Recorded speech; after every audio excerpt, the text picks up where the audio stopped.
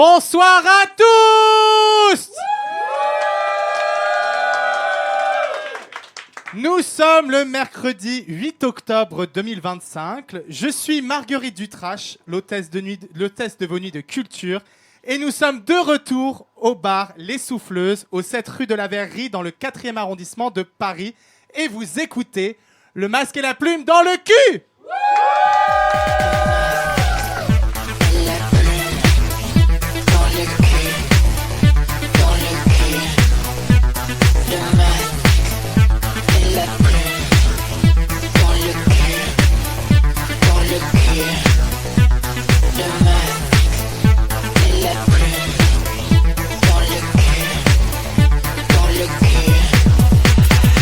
Alors je pense que vous l'avez sûrement remarqué, c'est même évident, puisque comme nos milliers d'auditeuristes, vous suivez assidûment notre actualité. Le Masque et la Plume dans le cul a osé ouvrir sa relation avec les Souffleuses pour cette saison 2, puisque nous avons fait un épisode hors série à Artagon-Pantin dans le cadre du festival Djerkov. C'est une relation ouverte qui s'opère dans la confiance et l'affection mutuelle. On pourrait la définir comme un safe space, c'est-à-dire exactement l'inverse de la relation entre Emmanuel Macron et la démocratie. Alors j'imagine que vous vous attendez à ce que je commande l'actualité politico-comico-dramatique française depuis la démission de Sébastien Lecornu et de son gouvernement qui aura duré 14 heures. Eh ben non, je ne le ferai pas, car je ne vois franchement pas l'intérêt de commenter un événement plus court qu'un premier date entre lesbiennes.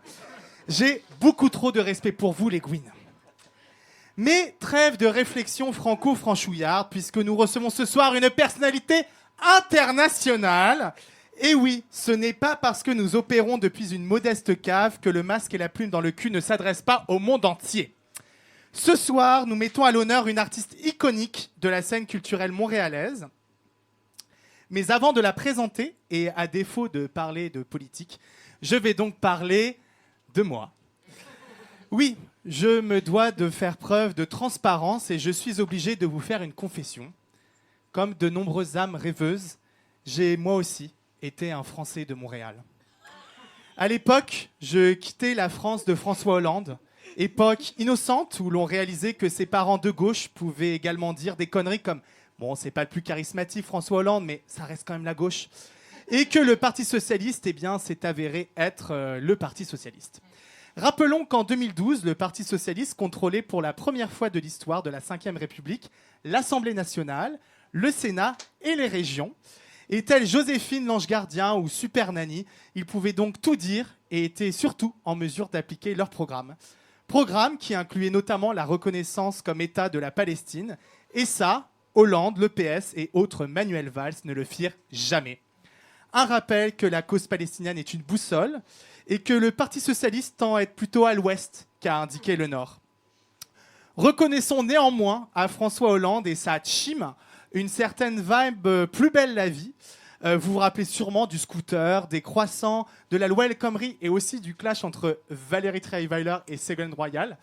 Good times. Mais parce que la vie est toujours plus belle, la vie.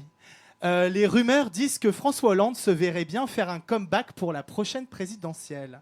Et on ne parle pas d'un comeback légendaire comme celui de Christine Bravo qui se libère d'une cage suspendue à 10 mètres de hauteur dans Les Traîtres. Non. On est plutôt sur Patrick Sébastien de retour sur le devant de la scène pour une histoire de camping. Enfin, vous voyez ce que je veux dire, quoi. Nous étions donc en 2015 et qui alors aurait pu prédire la situation actuelle ? Mais surtout, qui aurait pu prédire Marlène Schiappa, Alexandre Benalla, Amélie Oudéa-Castéra, Jean Castex ou encore Brigitte Macron, trans. Eh oui.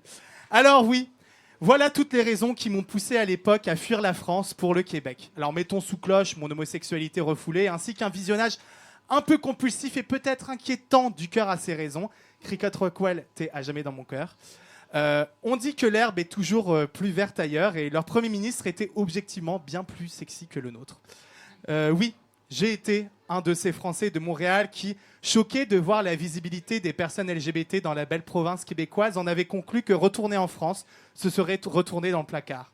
Oui, comme tout bon Français de Montréal, j'ai vécu sur le plateau Mont-Royal et je disais alors à qui voulait bien m'entendre jaser que Franchement, le Québec, c'est un peu le croisement parfait entre l'Europe et l'Amérique, quoi. Oui, j'ai été un Français de Montréal qui parlait un franglais plus qu'approximatif, mais qui était finalement fier d'être un citoyen du monde. Oui, comme tout bon Français de Montréal, ma venue dans la province était en pas bonne partie due au cinéma de Xavier Dolan. Xavier Dolan que, comme tout bon Français de Montréal, j'ai tenté de rencontrer à tout prix. Bon, en vrai, j'ai juste rencontré un gars qui m'a dit qu'il lui avait filé la gonorrhée.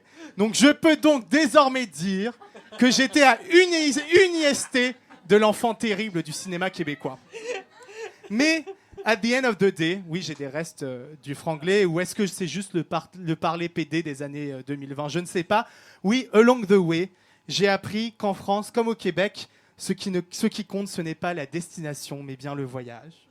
Voyage durant lequel j'ai rencontré l'artiste que nous recevons aujourd'hui. Je veux bien sûr parler de Kamala Macrel. Bonsoir. Et alors, ce soir, Babouchka Babouche n'est pas là. Elle est souffrante, mais moi j'ai une autre théorie. Je pense qu'elle est actuellement en négociation avec Sébastien Lecornu, car qui d'autre que Babouchka Babouche pour vouloir être Première ministre plus que le Parti Socialiste.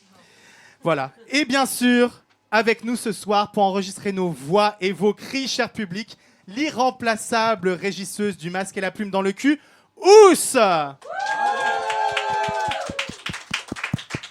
Et donc ce soir, nous recevons donc Kamala Macrel. Alors Karma, tu es une artiste visuelle et une performeuse en autres choses. Tu fais beaucoup de choses. Tu es mauricienne, mais donc tu es basée à Montréal.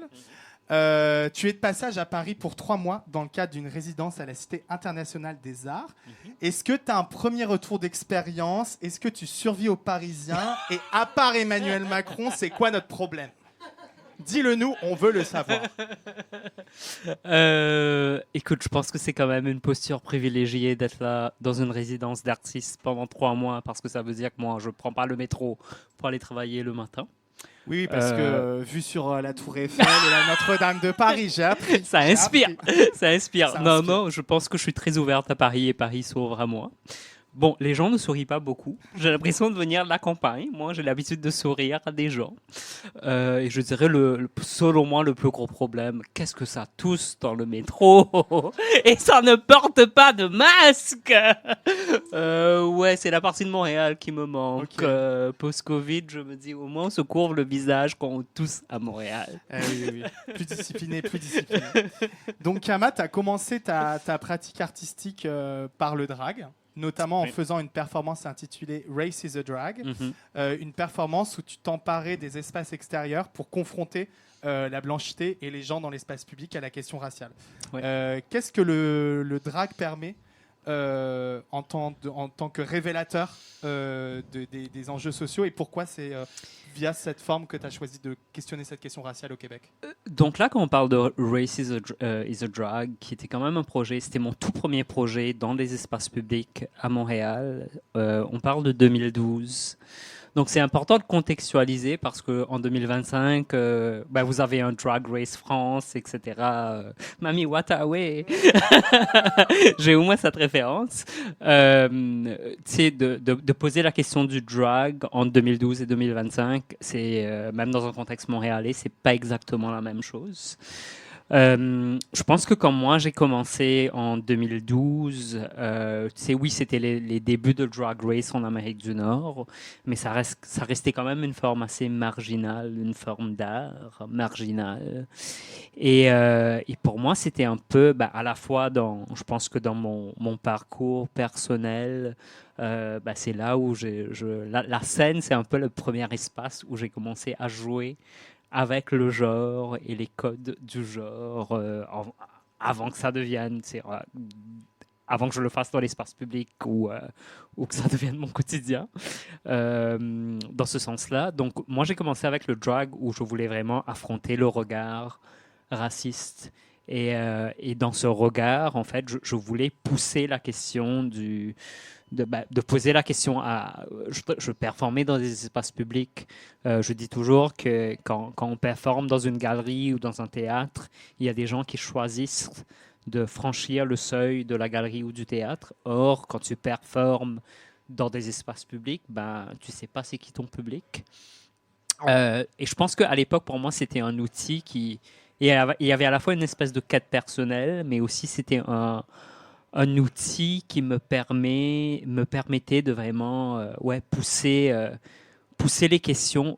C'était presque, tu sais, je les poussais au point où où je me dis s'il y a de l'humour dans le jeu dans du genre ou s'il y a de l'humour dans la race, ben, est-ce qu'on en fait un clown carrément? Tu sais, c'était un peu ça la réflexion à l'époque, en 2012. Et justement, le Québec et le Canada ont une image internationale d'ouverture et de tolérance assez impressionnante en fait, alors qu'en fait il y a une réalité coloniale. Enfin, le Canada est un pays colonial, notamment la situation des Premières Nations, c'est-à-dire les communautés autochtones qui sont donc les ancêtres protecteurs de cette terre qu'on appelle le Canada. Ont été victimes de vagues successives d'assimilation et de violence et de génocide. Je pense qu'en 2012 aussi, au Canada, ces questions autour de la décolonialité étaient assez différentes. Comment les choses ont évolué? Comment ton travail aussi résonne différemment? Est-ce qu'il résonne différemment au Québec qu'au Canada anglophone? Comment tu as vu cette question de la décolonialité avec laquelle tu travailles directement évoluer dans cette 10-15 ans au Canada et au Québec? C'est sûr que le contexte a beaucoup changé dans les 15 dernières années. Je pense que c'est important pour moi de nommer que contextuellement, c'est vraiment, il y a le Québec et il y a le reste du Canada, qui est le Canada anglophone. Mais même dans le Canada anglophone, pour moi, ça va un peu du nord au sud. Le plus on va vers l'ouest, vers le centre de l'Amérique du Nord, le plus ça devient conservateur. Ensuite, ça s'ouvre à nouveau vers l'ouest.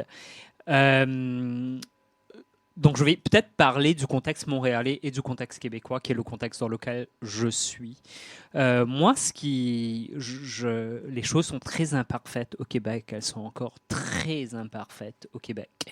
Mais un exemple que je donne souvent, c'est que moi, en 2012, quand je venais d'arriver au Québec et justement que j'avais fait Race is a Drag, c'était tellement tabou de nommer la race dans l'espace public ou même de nommer le mot racisme.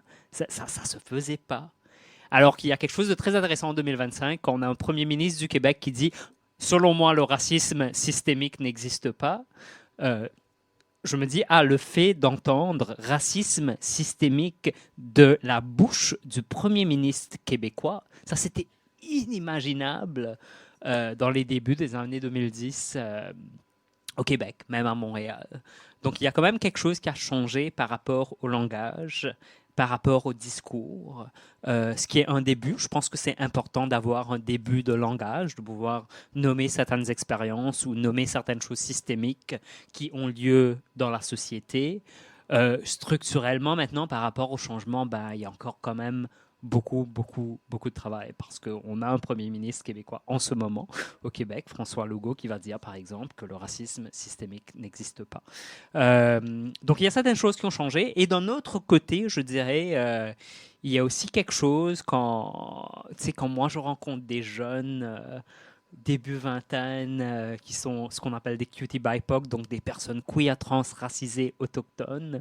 Je me dis, waouh, vous êtes tellement émancipés, vous avez tellement une notion de vous-même, de vos identités, de qui vous êtes. Et je me dis, ça aussi, c'est un peu le résultat du travail qu'on avait fait il y a 15 ans ou que d'autres personnes avaient fait il y a 25 ans. Tu sais.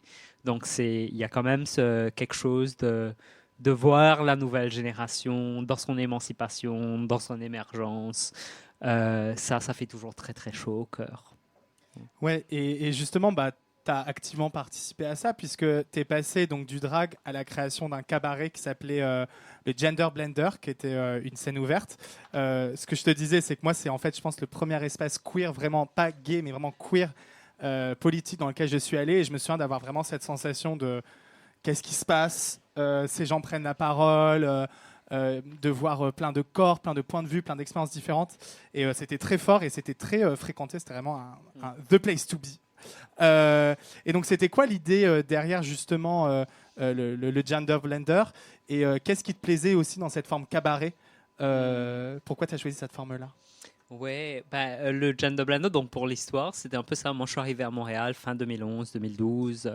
C'est la grosse grève étudiante de 2012 au Québec qui devient une grève sociale. Donc, c'est quand même un moment très Le intéressant. printemps érable, c'est En appelé guillemets. comme ça, entre guillemets, c'est appelé comme ça. Oui, qui était quand même un moment très très fort.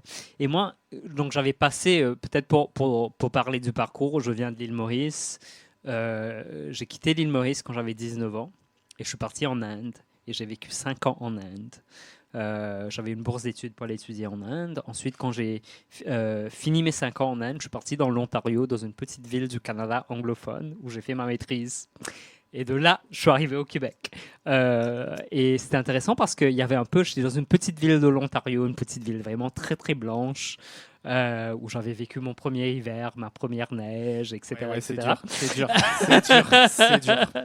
Et, euh, et c'est intéressant parce qu'il y avait un peu ce fantasme de Montréal. On m'avait dit, mais quand tu iras à Montréal, ça va être à la fois la libération sexuelle, tu vas trouver des gens, tu vas trouver la queer radicale, ça se fait uniquement à Montréal, au Canada. Tu sais, on m'avait vraiment vendu cela.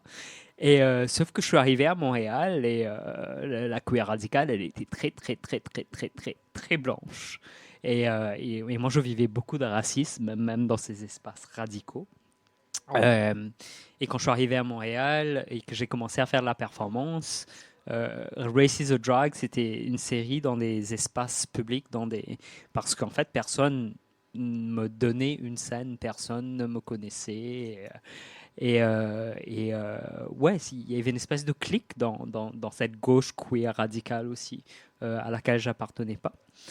Et donc là, moi, j'ai commencé à faire des performances dans des espaces publics, etc. J'ai fait ça à peu près pendant 1 an. Ça a eu une certaine visibilité, ça a eu une certaine importance dans mon cheminement personnel, c'est sûr, mais aussi, il y a eu une attention dans le milieu des arts, de la culture et du communautaire sur cette pratique. Et à un certain moment, je me suis vraiment posé la question. Je me suis dit, OK, moi je suis, tu sais, j'ai créé l'espace dont j'avais besoin en allant dans des espaces publics parce que personne n'allait me donner un théâtre ou quelque chose comme ça.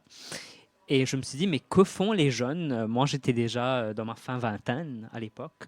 Et je me disais, mais que font les jeunes de 18 ans? C'est que font les personnes qui... Ils prennent de la drogue.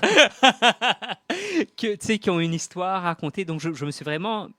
Je me suis posé la question, mais tu sais, si tu as 18 ans, tu as écrit ce premier poème et que peut-être tu veux le partager, tu fais quoi? Ou tu veux changer une chanson. Donc là, j'ai commencé Gender Blender en me disant, en mai 2013, n'ayant aucune idée de ce que ça allait donner, je me suis dit, il se passerait quoi si on faisait une scène ouverte pour les personnes des communautés LGBTQ+ de Montréal, où l'idée c'était de créer un espace chaleureux, un espace bienveillant, un espace accueillant, où peu importe, on ne parle pas de la qualité de la performance, peu importe ce qu'on présente, nous en tant que communauté, on va soutenir cet espace et on va tenir cet espace pour que n'importe qui puisse se présenter sur scène.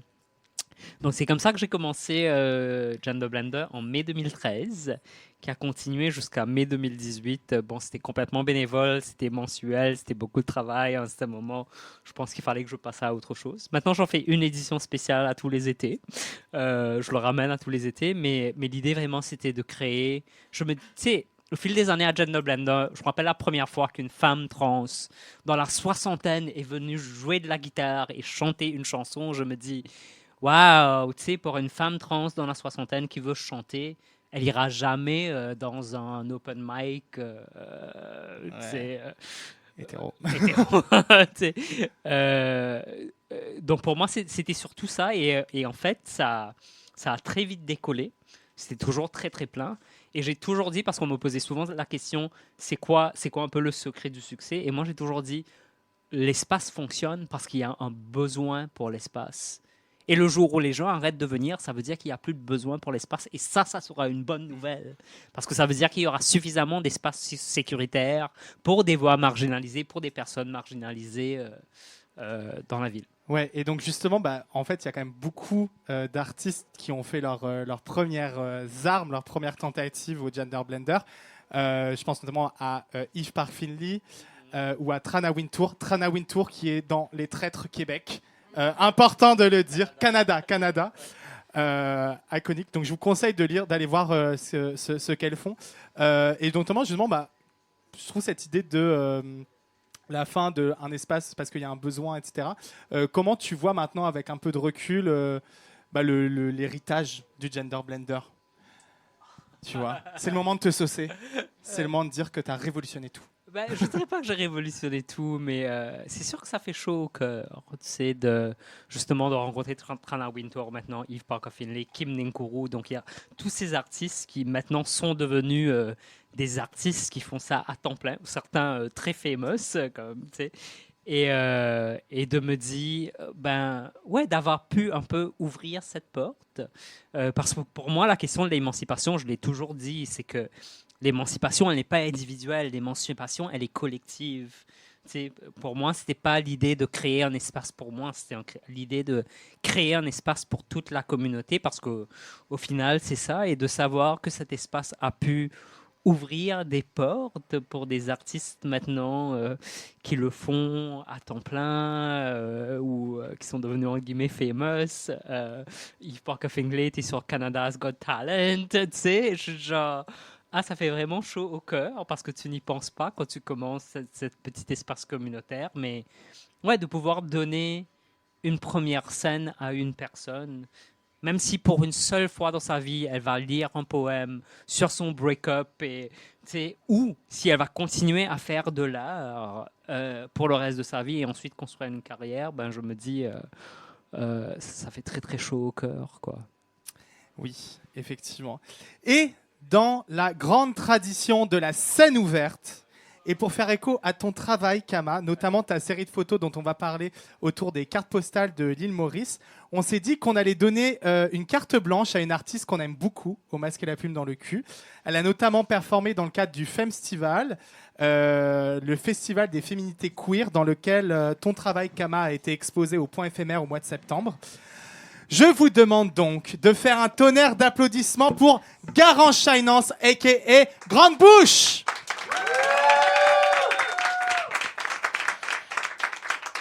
Bienvenue les masques, les plumes et les culs. Venez visiter notre domaine. Abandonnez-vous au plaisir.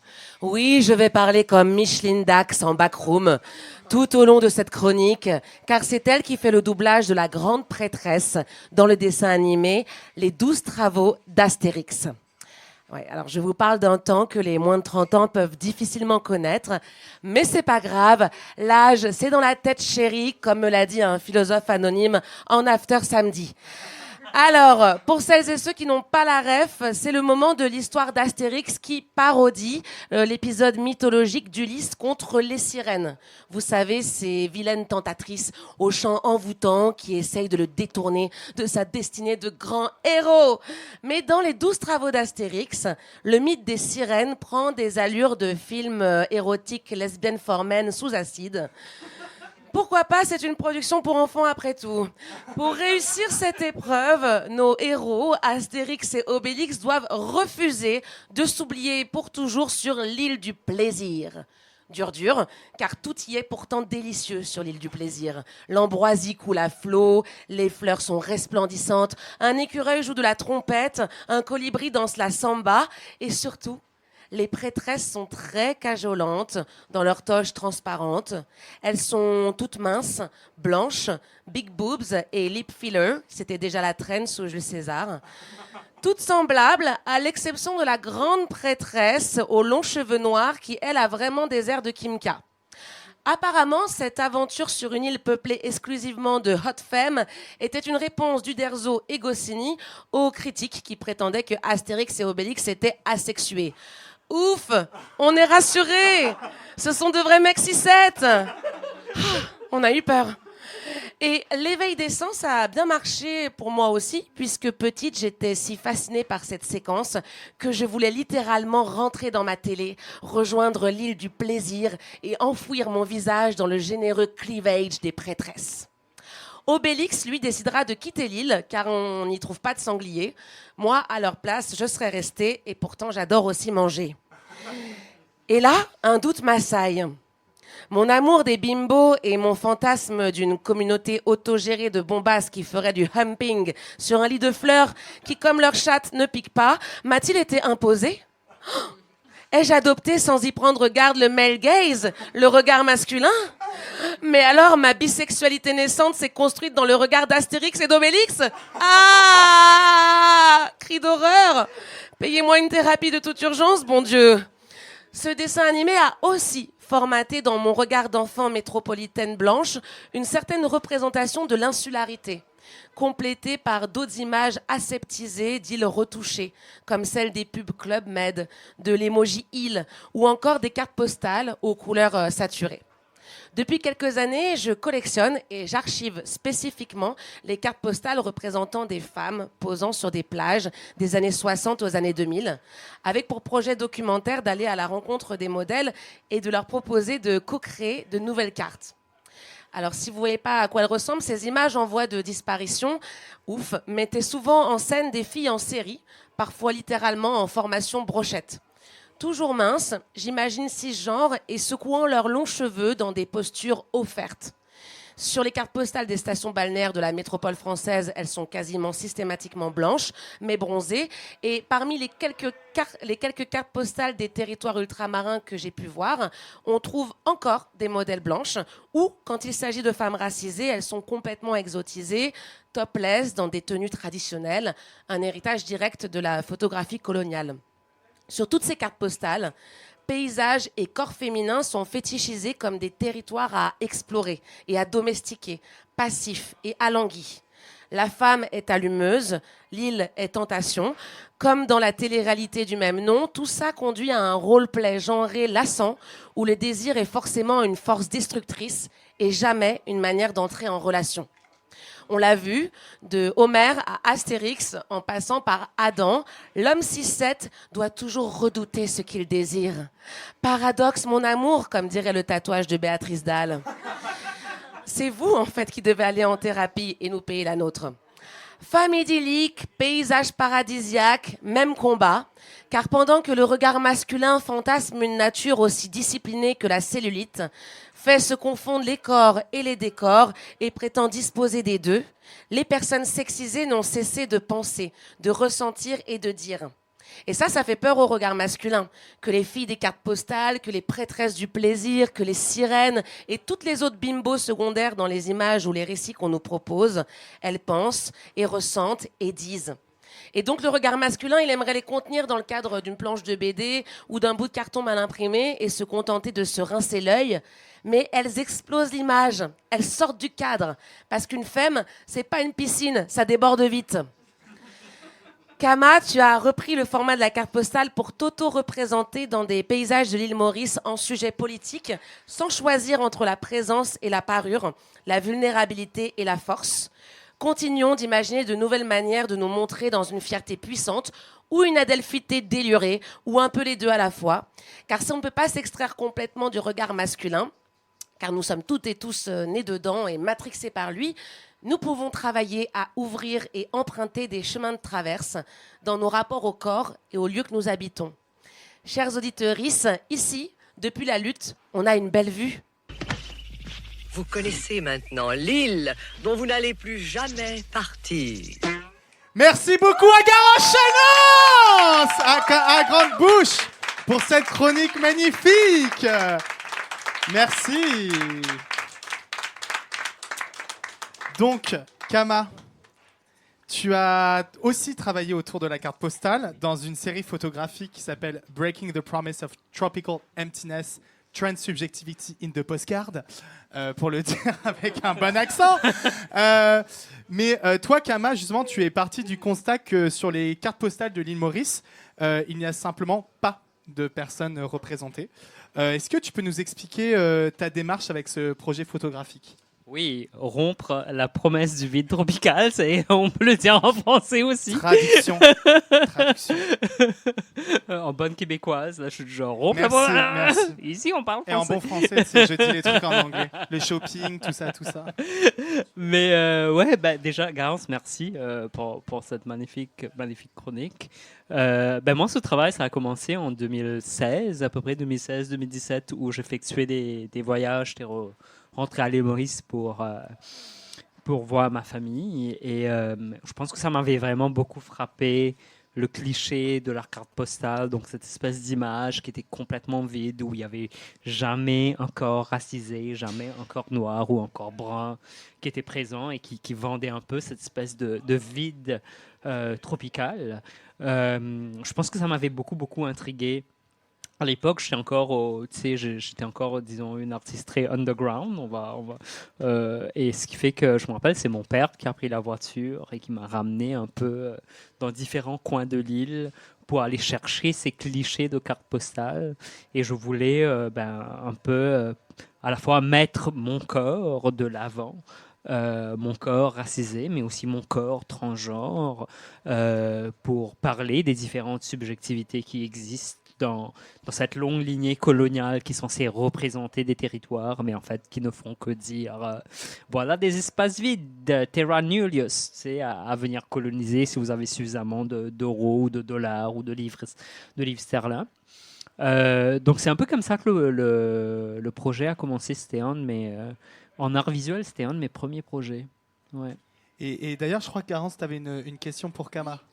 Je me demandais, en plus de la question de qui est représenté, comment tu as réfléchi à comment on représente, et notamment, j'ai vu la série, comment tu as travaillé la question de la grammaire des poses, de qu'est-ce que c'est que l'endroit de mise pas en gloire, mais en mise en beauté ou mise en... Est-ce que tu as cherché, par exemple, une représentation du sexy ou pas du tout? Et en général, comment tu as pensé le lien de ton corps dans le paysage? Ouais, c'est intéressant de réfléchir à ça parce que ça fait presque 10 ans maintenant sur ce projet spécifiquement. Je pense que c'était très intuitif selon les différents lieux dans lesquels j'étais. J'en parle parce que ça faisait 10 ans, parce que, bon, il y a une partie de moi qui me dit « Ah ouais, j'avais pas la maturité que j'avais maintenant. » Dans le sens que, tu sais, il y a une forme d'intention maintenant et de réflexion. Non, c'est vraiment une intention que je ramène dans mes projets artistiques, où je me dis « Ah ouais, mais comment est-ce que j'ai fait il y a 10 ans? J'avais pas vraiment ça. » mais je pense que c'était très intuitif. C'était par rapport au cadre dans lequel j'étais. Et il y avait quelque chose de performatif pour moi. Et pour moi, la performance, c'est vraiment être à l'écoute de quelque chose qui veut bouger à l'intérieur du corps.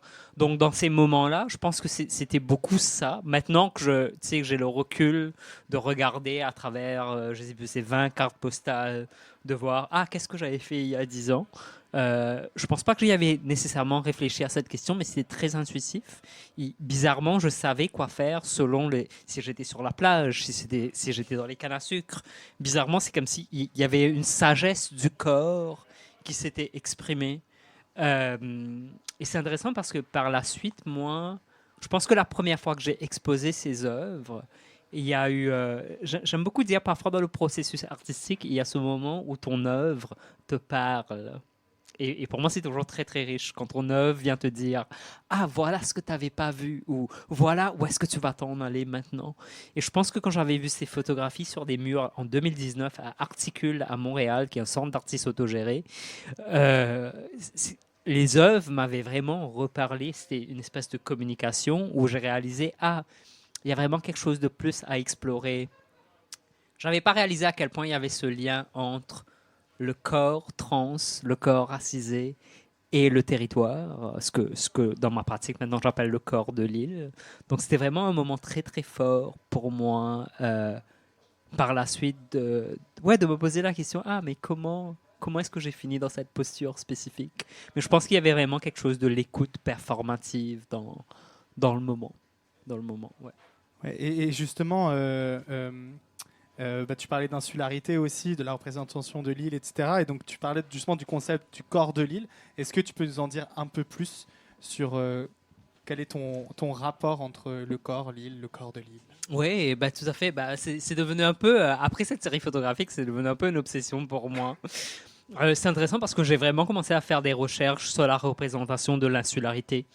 Et dans le contexte colonial, je trouve très... Tu sais, le premier jardin botanique se fait sur une île, par exemple. Donc, c'est vraiment... On est à ce début de l'anthropologie, de la cartographie, de l'encyclopédie. Tu sais, on est en train d'écrire la première encyclopédie. Donc, il y a cette espèce de mouvement colonial qui veut contrôler le savoir et mettre le savoir dans des catégories, dans des petites boîtes, dans des définitions.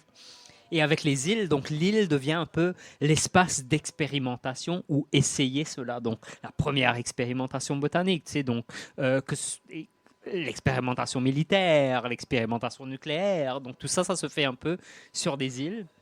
Et l'idée, c'est que l'île, c'est un espace disposable, on peut tout juste s'en servir pour faire ce qu'on a à faire. Ensuite, c'est jetable. C'est intéressant de voir cela parce que même dans Shakespeare, La Tempête, The Tempest, Prospero va faire de la magie blanche, entre guillemets, ou Caliban est le sauvage. Donc, c'est vraiment cette idée coloniale de la magie blanche étant la rationalité, l'idée de la raison, et Caliban est le sauvage. Robinson Crusoe, forcément l'exemple par excellence. Et de voir à quel point cette présence est là jusqu'à, comme tu en parlais, dans des contextes contemporains, Survivor ou je sais plus, tout. Koh-Lanta. Je sais pas C'est Survivor en français. Ah, ok. Koh-Lanta, la ville à de... décarburiser. Voilà. On peut aller loin. Voilà, et c'est encore très très présent. Donc moi j'ai commencé à travailler avec le corps de l'île en me posant la question, mais qu'est-ce que ça veut dire de donner une souveraineté, retourner sa souveraineté à l'île? Si on se dit que cette île, ce volcan, ces roches, cette rivière, cette écologie a été là pendant des milliers d'années, et sera là pendant des milliers d'années, c'est quoi la mémoire? C'est quoi la mémoire ancestrale? La mémoire géologique? La mémoire écologique? Qu'est-ce qui vit sur ces territoires? Et comment, si on adopte une posture d'humilité, qu'on se dit « Ah, mais je vais être à l'écoute de cette île, de ce corps qui, pour moi, dans ma pratique, est encore souverain », c'est quoi la sagesse, c'est quoi le savoir qui peut être transmis. Donc c'est comme ça que j'ai commencé à travailler avec le corps de l'île en réfléchissant aussi au corps trans, dans le sens qu'on est toujours, en tant que personne trans, dans cette posture à avoir, de prouver notre souveraineté, de prouver notre droit d'existence. Donc j'étais un peu dans cette réflexion à la fois très personnelle en tant que personne trans, en me disant mais comment est-ce que l'île elle-même exprime sa propre souveraineté. Donc, je voulais mettre cela en conversation. Et ce qui fait que le corps de l'île, pour moi, c'est devenu à la fois une figure métaphorique, spirituelle, physique, aussi géologique, minérale, écologique, qui me permet d'avoir accès au savoir en dehors du cadre dominant de la raison. Oui. Et justement, alors, dans Le Masque et la Plume dans le cul, on adore les références. Et donc, voilà, ça va des traîtres à Christiane Bravo, Laurent Ruquier, bref, vous connaissez. Et justement, en fait, ce qui est intéressant, c'est que justement, dans un contexte colonial, où le colon a effacé et a remplacé, souvent, en fait, c'est quoi ton imaginaire, c'est quoi tes références, comment tu te situes, comment tu reconnectes en fait la question de la référence et de la construction imaginaire se pose assez différemment. Tu vois ce que je veux dire? Oui, je vois ce que tu veux dire. Ça a beaucoup évolué forcément aussi au cours des 10 dernières années, 15 dernières années. Peut-être que je vais parler là où j'en suis maintenant. Dans mon parcours artistique, mais aussi dans mon parcours humain. Moi, j'ai vraiment commencé à développer une forme de cosmogénie trans. Alors, l'anecdote, par exemple, pour prendre ça comme un exemple, moi, j'ai pris 6 semaines cet été où j'ai pas travaillé. Je me suis dit, OK. Oui, c'est mérité. Il faut.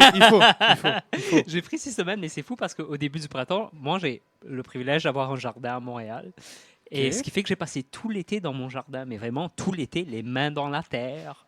Et j'avais pas écrit depuis des années. Vraiment, j'étais vraiment pas dans l'écriture. Et là, bizarrement, je me suis donné cet espace en me disant, je plante que des fleurs. Alors, quelles fleurs? Mais vraiment, j'y vais. Et ça pousse à Montréal ou ça dure combien de temps exactement? Je veux pas être méchant contre ton jardin. Non, mais tu y vas avec les saisons. Franchement, il y a quand même quelque chose. J'ai commencé à trouver la beauté dans le cycle. C'est même de là où ça commence, au mois de mai, les premiers bulbes, les tulipes, etc. Ensuite, ça évolue pendant tout l'été. Et pour moi, il y a quelque chose aussi du surrender, du lâcher-prise, du laisser aller, qui est quelque chose de très spirituel. De se dire, quand tu mets une semence, quand tu mets une graine dans la terre, tu peux pas aller creuser tous les jours pour voir est-ce que ça va pousser ou pas. Donc, ce qui fait que ça devient un exercice de foi, où tu te dis, je t'ai mis là avec une intention, tu vas peut-être prendre vie, et peut-être que tu vas prendre vie ce printemps, mais peut-être que ça sera le prochain printemps. Peut-être que tu vas commencer à pousser ce printemps, mais en fait, la fleur, je la verrai uniquement à l'automne de l'an prochain. Donc, il y a quelque chose pour moi dans le jardinage, dans travailler les plantes, travailler la terre, qui est un exercice de foi, parce qu'il faut que tu mets quelque chose, mais tu ne sais pas ce qui va se passer. Et tout ce que tu peux faire, c'est être à l'écoute, être dans la présence et faire confiance. Il n'y a rien que tu puisses contrôler. Et pour moi, il y a quelque chose de... Quand on parle du savoir dans le contexte colonial, il y avait ce désir de contrôler le savoir. On allait mesurer les crânes des personnes noires pour dire voilà ce que ça voulait dire, etc. Alors que là, tu es tout juste dans une posture où tu dis il y a une sagesse qui est plus grande que moi. Et tout ce que je peux faire, c'est être en confiance à cette sagesse. Donc, pour moi, il y avait quelque chose dans cette expérience qui est fondamentalement très spirituelle, où j'ai commencé, en fait, j'avais déjà commencé ça par rapport à l'océan dans mes travaux précédents, mais là, j'ai commencé une nouvelle série de poésie, par exemple, qui parle de la fleur trans. Et c'est fou parce que je dis, c'est pas moi qui l'écris, j'écris pas ces poèmes, c'est le jardin qui écrit à travers moi. Mais donc, ce qui fait que je commence vraiment à construire une forme de cosmogénie qui lie la Terre aux étoiles, au vent, au ciel, où il y a toute une nouvelle forme de savoir qui circule. Et pour moi, fondamentalement, dans mon travail à date, je dis que c'est un savoir trans. C'est une forme de foi, c'est une forme de laisser aller qui nous enseigne une autre forme de sagesse, une autre forme de savoir, et surtout qui nous enseigne une autre forme de savoir relationnel. Ce qui fait qu'on n'est plus dans la transaction, on n'est plus dans le cadre capitaliste où il y a toujours cette espèce d'échange, mais beaucoup plus dans il se passe quoi si on est tout juste dans la présence et dans la foi. Comment est-ce que ça change notre relation au territoire? Comment est-ce que ça change notre relation au cours d'eau? Comment est-ce que ça change notre relation à l'écologie? Parce que je pense que dans le contexte en 2025, on peut se le dire, notre relation à cette terre, depuis les 400, 500 dernières années, je ne pense pas que ça fonctionne très, très bien. Je pense qu'il y a tout qui nous dit cela. Donc pour moi, c'est aussi aller dans un cadre qui s'ouvre pour nous dire comment à la fois être et comment faire différemment. Ouais, merci. Merci. Alors, je t'appellerai quand j'ai un problème avec mon basilic. Parce que je n'arrive toujours pas à faire pousser mon basilic. Donc, je vais procéder de lâcher prise. Et donc, une dernière question, parce que donc, tu parlais aussi de ton processus d'écriture. Donc, notamment, tu as sorti un recueil de poésie qui s'appelle Zome Femme, qui est un livre multilingue, donc en créole, en anglais et en français. C'est bien ça. Et donc, en fait, comment tu penses cette circulation entre les langues et comment ça s'inscrit dans ta même démarche d'essayer de créer des nouvelles grammaires décoloniales? Oui, tout à fait. Ce qui m'intéresse beaucoup, c'est ce que j'appelle l'entre-espace, l'interstice, donc cette espèce qui pour moi est aussi l'espace spirituel. Quand je parle de l'espace entre le corps trans et le corps de l'île, c'est un entre-espace. Ce qui m'intéresse de travailler d'une manière multilingue, c'est vraiment de se dire, il se passe quoi quand une langue dominante est rendue marginale? Donc, il se passe quoi quand quelque chose n'est pas traduit, parce que souvent aussi on vient un peu avec cette espèce d'acquis que tout doit être traduit dans la forme dominante. Donc ce qui m'intéresse, c'est un peu qu'est-ce qui peut quand même se communiquer, même si au niveau sémantique ou linguistique, on ne comprend pas ce qui se dit. Donc pour moi, c'est une forme c'est aller dans l'étrange, aller dans l'étrangeté, aller dans l'inconfort, mais se permettre quand même d'être traversé par quelque chose. Eh bien, laissons-nous traverser par ton travail, qu'il faut absolument aller voir sur son site internet s'il est exposé à Paris. Merci beaucoup d'être venu. Je suis super content. Ça me touche beaucoup. Nous arrivons donc à la fin de ce podcast. Un énorme merci à Kamala Macrel d'être venue Merci pour l'accueil, vraiment. Merci pour cette invitation. d'être venu se mettre une plume dans le cul avec nous ce soir. Merci à toute l'équipe des Souffleux de nous accueillir ce soir. Avec nous ce soir pour prendre des photos, nous avons eu le plaisir d'avoir Snow. Merci beaucoup Snow. Allez suivre son travail sur son Instagram @hotpinksnow. C'est vraiment toujours hyper sexy quand je le dis, j'aime bien. Merci à Quentin Bidot pour le visuel. Merci à Ous pour la régie. Allez suivre la page du podcast, c'est @lemasquetlaplume DLQ sur Instagram. On vous donne rendez-vous le mardi 28 octobre au Théâtre 13. Oui, on a une relation ouverte, je vous l'ai déjà dit. Au Théâtre 13 Bibliothèque, où nous recevrons le comédien et metteur en scène Anthony Martin pour sa pièce « Quand on dort, on n'a pas faim » qui joue jusqu'au 11 octobre. On vous conseille de prendre des billets. Et n'oubliez pas, la vie est toujours plus belle avec une plume dans le cul. Bonne soirée!